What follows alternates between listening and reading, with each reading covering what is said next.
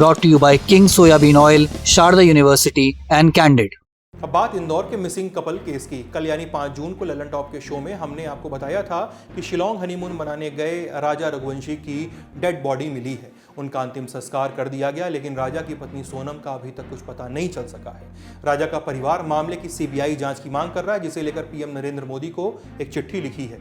राजा के भाई विपुल ने बताया कि इस चिट्ठी को कमिश्नर के ऑफिस में सबमिट कर दिया गया है। हम लोग चाहते हैं तो इसमें सीएम साहब जो है और पीएम साहब जो है, इसमें दोनों जने सर हमारा सहयोग करें और इसमें सीबीआई की जांच बैठी जाए तो राजा को इंसाफ मिलेगा इसके अंदर, और सोनम को ढूंढने में थोड़ी आसानी होगी इसके अंदर कि जो वहाँ पे हो चल रहा है उस हिसाब से सीबीआई वहाँ पे आने से तो राजा को भी इंसाफ मिलेगा। नहीं तो वहाँ पे जो मेघालय पुलिस जो काम कर रही है उस हिसाब से तो राजा को इंसाफ नहीं मिल सकता है। उधर सोनम का परिवार उनकी सलामती की उम्मीद कर रहा है। इंदौर के गोविंद नगर की सोनम के घर के मेन गेट पर उनकी तस्वीर उल्टी टांग दी गई है। सोनम के परिवार का कहना है कि ये एक पारंपरिक मान्यता है, इससे लापता व्यक्ति जल्द सुरक्षित लौट आता है। लेकिन देश दुनिया की निगाहें सोनम के इंतजार में हैं।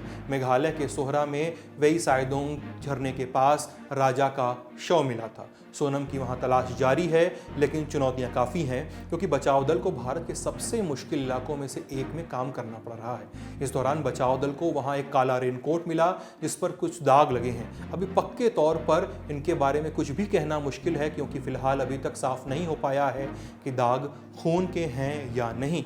पुलिस का कहना है कि फॉरेंसिक जांच से ही साफ होगा कि रेनकोट का सोनम से कोई संबंध है भी या नहीं।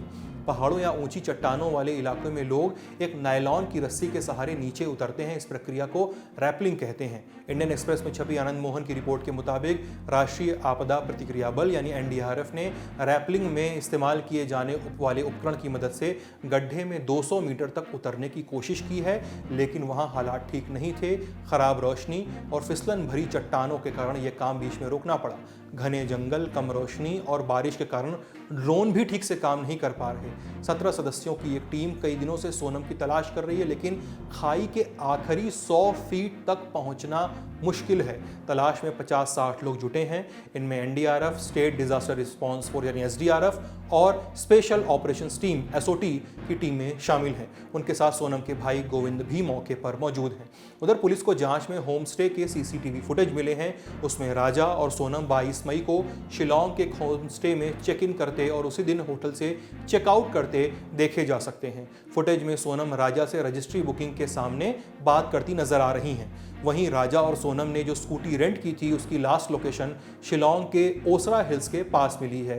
ये हिल बांग्लादेश की सीमा से लगी हुई है। ऐसे में सवाल उठ रहे हैं कि क्या ये मुमकिन है कि सोनम इस समय बांग्लादेश में हो।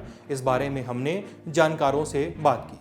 अभी लास्ट 8 मई को वहाँ की लोकल जो एडमिनिस्ट्रेशन है, डीएम ने एक एडवाइजरी जारी की थी। एडवाइजरी ये थी कि चूँकि जो पूरा एरिया ओसारा हिल्स और चेरापूंजी के बाद करीब 22 किलोमीटर दूर वहाँ से, जहाँ से ख़ासतौर पर ये राजा की डेड बॉडी मिली थी 2 जून को, वहाँ से लगभग 22 किलोमीटर की दूरी पर इंडिया और बांग्लादेश का इंटरनेशनल बॉर्डर है। अराउंड 40 किलोमीटर 40 किलोमीटर के दायरे में ये फैला हुआ है। लेकिन ये वो बॉर्डर है भारत और बांग्लादेश का जिसमें कोई फेंसिंग नहीं है, कोई बाड़ नहीं है, कोई तार नहीं लगा हुआ है, तो खुला हुआ है, तो बड़ी आसानी से यहाँ घुसपैठ हो सकता है। तो जो एडवाइजरी जारी की थी डीएम ने 8 मई को, उसमें ये था कि उनके पास ऐसी खबर है कि बांग्लादेशी घुसपैठी, खासतौर पर जो क्रिमिनल माइंडेड लोग हैं, वो बॉर्डर क्रॉस करके यहाँ आ सकते हैं लूटपाट के इरादे से, वायलेंस के इरादे से। और इसीलिए अगले 2 महीने तक यानी 8 मई को एडवाइजरी जारी हुई है और 8 जुलाई तक रात का कर्फ्यू रहेगा इस पूरे इलाके में। यानी 23 मई को जब राजा और सोनम दोनों पहुँचे थे यहाँ चेरापूंजी, तब भी वहाँ पे नाइट कर्फ्यू जारी था। अब यहाँ पे यही सवाल हो रहा, चूँकि सोनम के भाई जो हैं गोविंद, उनका ये कहना है कि मेघालय पुलिस से उनसे शिकायत ये है कि वो सोनम को नहीं बल्कि उसकी लाश को ढूंढ रहे हैं, जबकि उनको लगता है कि सोनम को ज़िंदा ढूंढना चाहिए। और उनका शक ये है कि बहुत मुमकिन है कि बांग्लादेश की तरफ से घुसपैठ हुआ हो और सोनम को किडनैप किया गया हो। तो उस एंगल से पुलिस इसकी, जो मेघालय पुलिस से कह रही है, हम हर पहलू से इस मामले की जांच कर रहे हैं। दूसरी जो अजीब चीज़ हो रही है इस केस में वो ये कि 2 जून को लाश मिली, पोस्टमार्टम हुआ है, लेकिन अभी 4 दिन हुए हैं, डिटेल रिपोर्ट नहीं आई है। मेघालय पुलिस ने मर्डर का केस तो दर्ज कर लिया, लेकिन मेघालय पुलिस का ये भी कहना है कि हमने मर्डर केस इसलिए दर्ज किया क्योंकि फैमिली ने रिपोर्ट लिखाई थी, और ये होता है जनरली। लेकिन वाकई राजा का कत्ल हुआ है अभी पुख्ता तौर पर नहीं कह सकते जब तक डिटेल पोस्टमार्टम रिपोर्ट नहीं आ जाए, क्योंकि दोनों पहलू मेघालय पुलिस इस एंगल से भी जांच कर रही है कि क्या खाई में गिरने से राजा की मौत हुई, क्योंकि शुरुआती रिपोर्ट के हिसाब से हड्डियां टूटी हुई थी जिस्म की, तो ऊंचाई से जब आप गिरते हैं पहाड़ी इलाके में तो हड्डियां टूटनी मतलब लाजिम है। तो अभी यही फाइनल नहीं है कि राजा का मर्डर हुआ या एक्सीडेंटल डेथ है। सोनम कहाँ है, क्योंकि 15 दिन बीत चुके हैं और जैसे जैसे वक्त बीतता जाएगा मुश्किल होता जाएगा ढूंढना।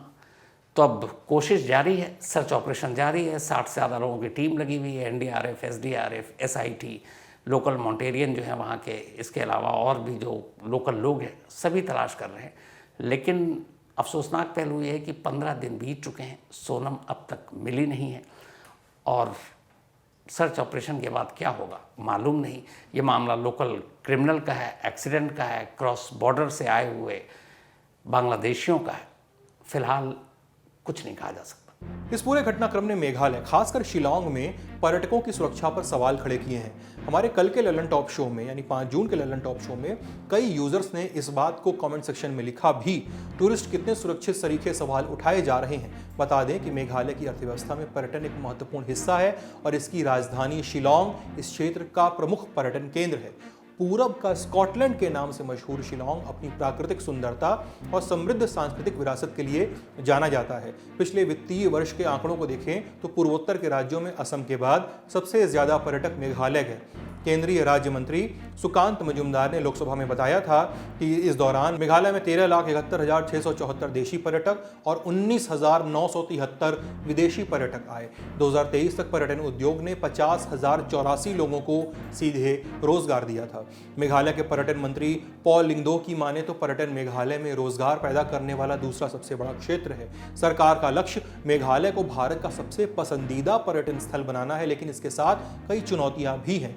लोकप्रिय पर्यटन स्थलों पर भारी संख्या में पर्यटक आते हैं, जिससे प्राकृतिक संसाधनों पर दबाव पड़ता है। साथ ही सीमित कनेक्टिविटी और बुनियादी सुविधाओं जैसे होटल, रेस्टरूम और अन्य सुविधाओं की कमी इस समस्या को और बढ़ाती है। इसके अलावा शिलांग टाइम्स में 12 मई 2025 को छपी रिपोर्ट से निर्माण कार्यों वाले इलाकों में खतरे की बात भी सामने आई है। मेघालय में शिलांग डाउकी सड़क परियोजना का निर्माण कार्य चल रहा है।